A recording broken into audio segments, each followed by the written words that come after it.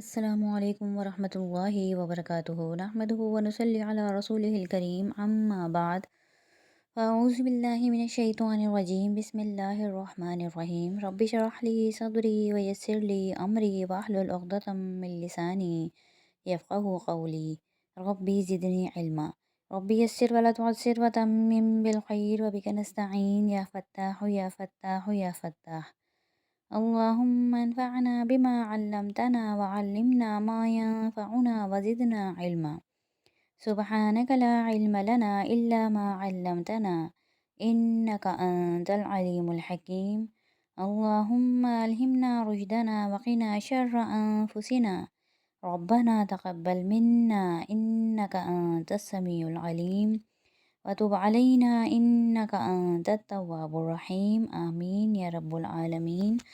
آج ہماری اگلی تختی ہے میم ساکن کے قواعد میں تیسرا قاعدہ اظہار شفوی کی پڑھتے ہیں۔ میم ساکن کے بعد با اور میم کے علاوہ اگر کوئی حرف آئے تو ہم وہاں غنہ نہیں کریں گے اور اظہار کا قاعدہ لگائیں گے۔ اظہار کا مطلب ہوتا ہے ظاہر کرنا، یعنی بغیر غنے کے پڑھنا۔ میم ساکن یعنی میم کے اوپر جزم ہو اور اس کے بعد با اور میم کے علاوہ کوئی حرف اور آ جائے تو ہم وہاں پر غنہ نہیں کریں گے، کیونکہ ہم با اور میم کی قاعدے تو پڑھ چکے ہیں جس میں ادغام شفوی اور اخفاء شفوی ہو چکا۔ اب ہم اظہار شفوی میں کیا ہے کہ میم ساکن کے بعد با اور میم کے علاوہ اگر کوئی حرف آئے تو پھر وہاں پر ہم غنہ نہیں کریں گے۔ تختی شروع کرتے ہیں۔ اعوذ باللہ من الشیطان الرجیم بسم اللہ الرحمن الرحیم۔ حمزہ زبر آ، لام میم زبر لم، علم نون شین زبر نش، روح زبر روح، علم نشرح، علم نشرح۔ حمزہ میم زبر ام، واو الف زبر وا، امواتا دو زبر تن، امواتن، امواتا۔ تا میم زبر تم، ہا یا زیر ہی، تم ہی دال دو زبر دن، تمہیدن، تمہیدا۔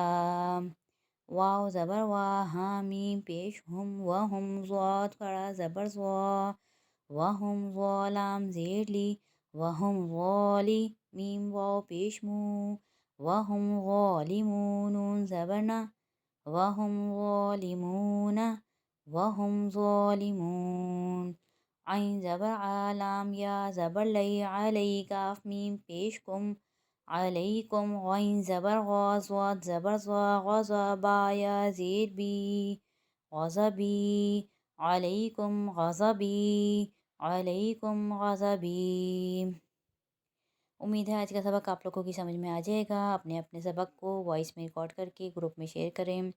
اللہ تعالیٰ سے دعا ہے کہ اللہ تعالیٰ ہمیں قرآن پڑھنے، سمجھنے اور عمل کرنے کی توفیق عطا فرمائے۔ وآخر الدعوانا ان الحمد للہ رب العالمین۔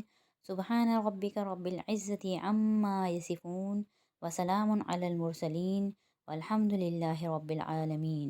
السلام علیکم ورحمۃ اللہ وبرکاتہ۔